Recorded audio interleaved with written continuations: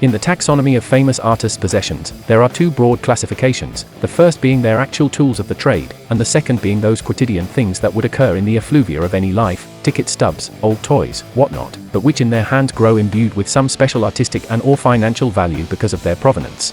In rock and roll, and especially among the legendary founders of the genre-bending, world-beating melange we call grunge, those lines of classification are heavily blurred. Kurt Cobain was a cultural omnivore. His genius was that he picked up that zeitgeist's flotsam and jetsam, fashioned it into a soaring musical arc. His ratty cardigan, his deeply UN-curated style, his non-haircut haircut were part and parcel of that.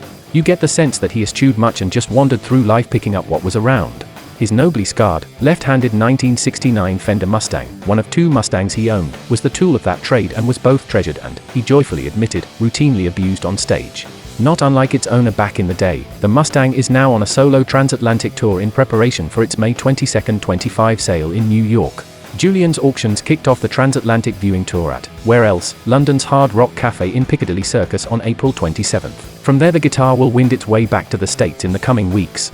Julien's is the Los Angeles-based house that auctioned Cobain's MTV Unplugged 1959 Martin D18 in 2020 for more than $6 million, so it's a fair guess that the 1969 Fender, left-handed, no less, and played on Smells Like Teen Spirit video, will bring a pretty penny. Breaking seven figures is thought very likely. Executive director of Julien's Martin Nolan, who brought the guitar from the Beverly Hills showrooms to London's Piccadilly Circus to kick off the viewing tour, had this to say about the instrument: "We consider this guitar to be not only the most important artifact to ever come to auction of Kurt Cobain or Nirvana, it's also currently the single most important piece of pop culture history to come to auction."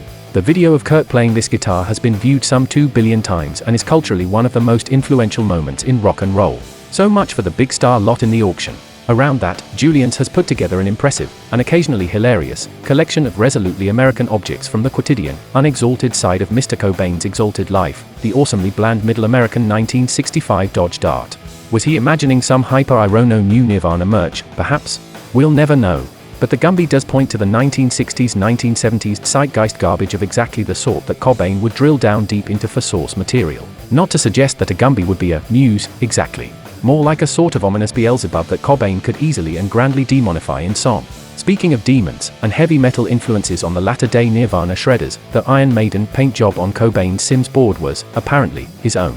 While it's actually quite funny to imagine Cobain even knowing or having heard of the thrashings of the seminal metal head band, it's exactly that sort of cultural point familiar to every fantasy-starved middle American kid from Des Moines to Montgomery and beyond that would have resonated with him. Cobain's was a ferocious musical response to having been forced to grow up on the American diet of Iron Maiden, crude Gumby clay mat iron and Dodge Darts. His deep irony and his frustration with this American-ness brought his own music to a fine, razor-sharp point, and that's the subject matter of Smells Like Teen Spirit and the Nevermind tour. This is why Julien's auction, the whole auction, very much including the skateboard and the Gumby toy, gets directly at the heart of Cobain's excellent work. Julien's May 22 Cobain auction at the Hard Rock in Times Square is likely to rake in millions. But if it seems like a garage sale, that's because it is one.